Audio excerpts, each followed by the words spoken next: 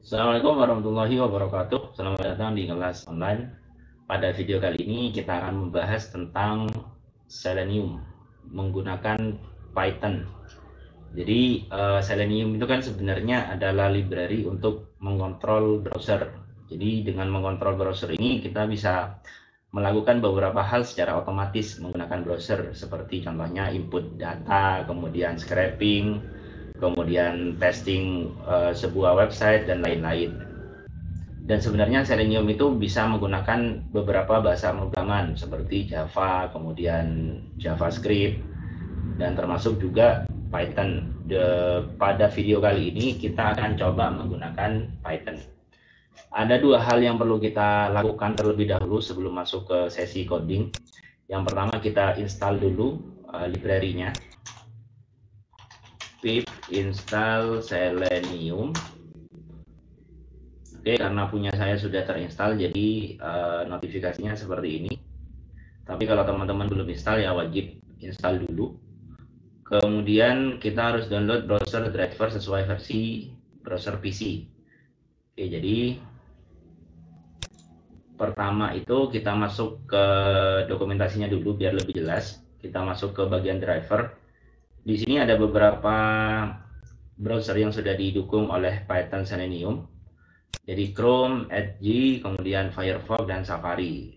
Pada video kali ini kita akan coba menggunakan Chrome. Untuk download kita bisa masuk ke websitenya ini. Oke, jadi di sini. Kemudian kita masuk ke sini kalau kita mau dapat yang terbaru. Nah, di sini kita cocokkan dulu versinya dengan versi browser kita. Jadi bisa diklik titik 3 ini, kemudian masuk ke Help, kemudian About Google Chrome. Nah, di sini bisa kita lihat versi browser punya saya itu adalah 119. Maka di bagian ini kita harus download yang 119.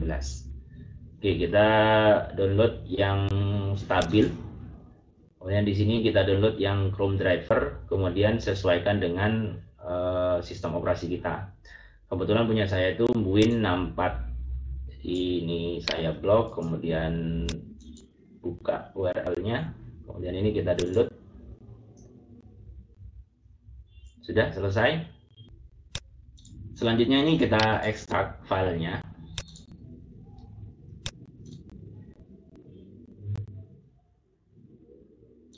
Oke, sekarang kita buka, kemudian cari chrome driver.exe. Ini kita copy ke dalam project kita. Punya saya itu saya letakkan di dokumen, kemudian folder test. Jadi saya paste dari sini. Oke, sudah. Kita kembali ke sini. Ini sudah masuk. Selanjutnya kita masuk ke bagian coding. Pertama kita import dulu modul-modul yang perlu kita gunakan. Yang pertama kita import time, ini gunanya untuk jeda proses nanti. Kemudian kita import WebDriver-nya, kemudian keys. Keys ini gunanya untuk fungsi input tombol pada keyboard, kemudian by ini untuk selektornya. Oke, selanjutnya kita tentukan website apa yang mau kita scraping dulu. Contohnya kita akan scraping website dari Google ya. Jadi pertama kita buat variabel untuk menampung URL-nya.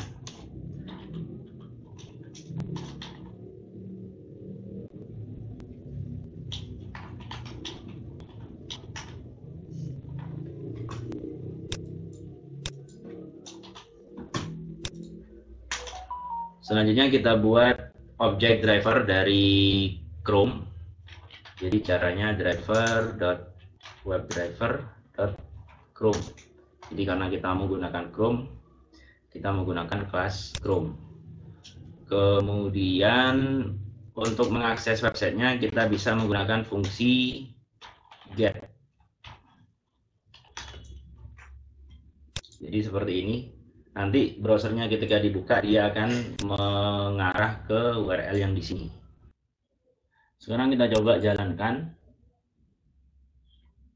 Oke, jadi tadi sempat terbuka kemudian close lagi karena memang Selenium menggunakan Python itu langsung akan tertutup kalau semua statement sudah diproses. Jadi biar kelihatan ada jedanya, di sini kita panggil fungsi sleep. Jadi kita jeda selama 5 detik. Jadi biar browsernya itu tidak langsung mati. Oke, jadi seperti ini. Sudah mengarah langsung ke google.co.id. Oke, selanjutnya kalau kita mau melakukan sesuatu, contohnya saya buka dulu website Google-nya. Oke, jadi di sini biasanya kita kan ketik kata kunci yang mau kita cari. Jadi di sini kita perlu tahu dulu selektornya menggunakan apa. Gitu. Jadi kita klik kanan, kemudian inspect. Jadi teman-teman harus tahu tentang selektor. Ternyata di sini dia elemennya menggunakan text area, kemudian ID-nya tidak jelas ini apa. Kemudian yang jelas itu adalah nama elemennya dia menggunakan key. Oke. Jadi sekarang kita coba buka dokumentasinya. Nah ini. Jadi kalau kita mau mencari elemen, kita bisa menggunakan dua fungsi ini, find element atau find elements. Jadi kalau yang atas ini mencari satu elemen saja, kalau find elements ini digunakan untuk mencari banyak elemen. Kemudian untuk mencari elemen itu kita menggunakan beberapa metode. Ada yang berdasarkan ID, kemudian ada yang berdasarkan nama, expect, link text, partial link text, dan lain-lain. Yang terakhir ini adalah CSS selector. Karena kebetulan di sini kita akan menggunakan nama elemennya, atribut nama maksudnya ya. Jadi atribut nama. Berarti di sini kita carinya driver.find element, kemudian by name, kita tulis namanya apa di sini. Namanya adalah key. Kemudian ini biar tidak hilang kita simpan dulu dari sebuah variabel, anggaplah namanya key. Kemudian untuk memberi teks pada sebuah elemen kita bisa menggunakan fungsi send keys. Jadi contohnya di sini kata kuncinya adalah Indonesia. Oke, sekarang kita coba jalankan. Oke, jadi sudah tertulis Indonesia. Cuma biasanya kan untuk memulai pencarian kita harus tekan enter. Jadi untuk tekan enter kita bisa pakai dari fungsi keys ini. Caranya kita kasih koma, kemudian keys dot enter. Jadi fungsi send keys itu bisa memberikan banyak parameter. Pertama bisa input, yang kedua bisa tombol dari keyboard seperti ini. Jadi ini akan ditulis Indonesia, kemudian diketik tombol enter atau ditekan tombol enter. Oke, jadi seperti itu. Kemudian ini biasanya hasilnya masih sedikit ya, jadi perlu di scroll ke bawah agar nanti hasilnya lebih banyak lagi. Jadi caranya biar kita bisa scroll ke bawah, kita akan coba menggunakan perulangan. Untuk contoh kita akan melakukan perulangan sebanyak 3 kali. Kemudian kita akan cari elemen body. Elemen body itu kan berarti kita mencari menggunakan tag name ya. Kemudian apa yang akan kita lakukan? Yang akan kita lakukan adalah mengirim atau menekan tombol N. Jadi ketika tombol N pada keyboard itu ditekan, maka halaman itu kan akan di scroll ke bawah. Oke, jadi ketika di scroll maka akan ada loading. Nah, loading ini kan biasanya kita harus nunggu. Jadi biar ada waktu jedanya kita panggil fungsi sleep. Anggaplah 3 detik ya, ini silahkan disesuaikan dengan koneksi internetnya. Jadi kalau internetnya agak lambat berarti sleepnya agak lama gitu, dibuat agak lama. Oke, sekarang kita coba jalankan lagi. Nah, oke. Oke, sekarang sudah di scroll. Oke, di scroll sampai 3 kali. Oke. Jadi ini sudah selesai. Setelah itu baru kita akan coba dapatkan judul dan link pada hasil pencarian tadi. Oke, kita ke browser dulu.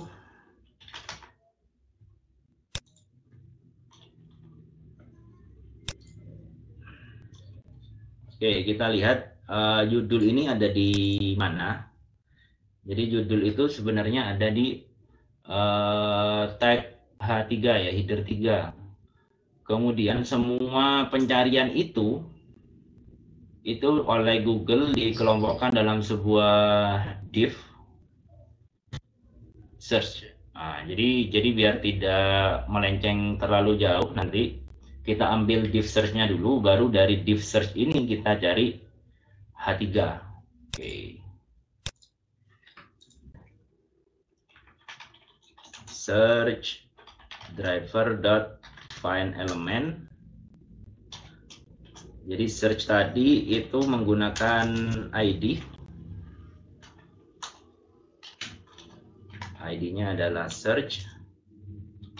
Kemudian dari search ini kita akan cari list judulnya.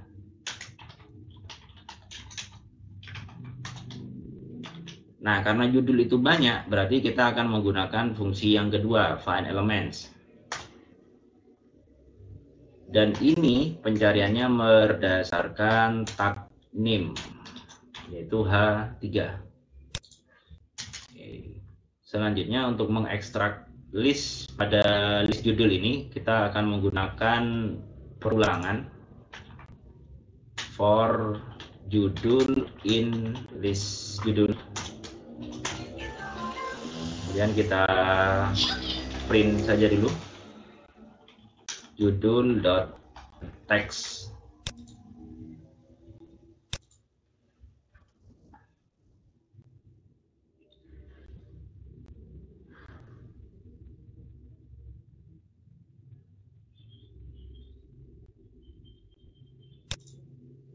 Oke, jadi kita sudah dapat. Kemudian beberapa judul ini ada yang kosong ya, ada yang kosong. Jadi kita pastikan kita filter dulu. Jadi di sini kita ambil dulu ya teksnya, kita simpan di sebuah variabel. Kemudian if txt itu tidak sama dengan string kosong, maka baru kita tampilkan. Jadi seperti ini. Selanjutnya, selain judul, kita akan coba untuk mengambil link. Jadi link itu ada di tag A ini, dan itu menjadi parent dari H3. Jadi dari H3 itu kita cari dulu parentnya, yaitu ini. Untuk mencari parent itu kita bisa menggunakan metode expect. Jadi di bagian ini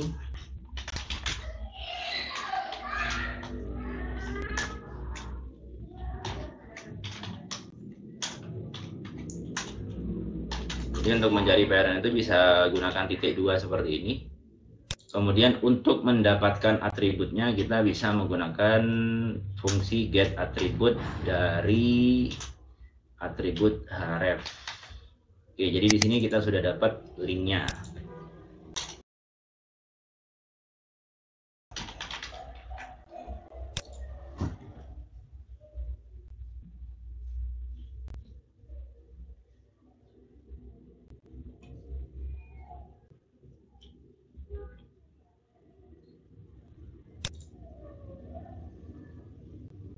Oke, jadi kita sudah dapat judul sekaligus link dari website hasil pencarian tadi. Kemudian biasanya itu untuk scraping yang tidak membutuhkan user interface, biasanya kita akan menggunakan headless browser. Jadi maksudnya headless browser itu adalah browser yang tidak punya user interface. Jadi ini akan memperingan kinerja komputer kita dan juga mempercepat proses scraping. Bagaimana caranya? Jadi di sini kita buat sebuah objek dulu, kita beri nama opsi. Kemudian objek ini dari webdriver.chrome option. Kemudian pada opsi ini kita tambahkan sebuah argumen, add argumen, kemudian headless. Nah, ini untuk mengaktifkan headless browsernya. Kemudian di bagian sini kita tambahkan option.opsi. Oke. Jadi sekarang kalau kita jalankan tidak muncul browsernya, tapi prosesnya akan berjalan di belakang layar. Oke, kita coba.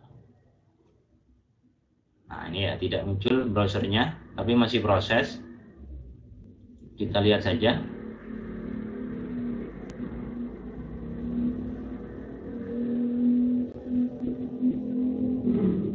Ya, sudah.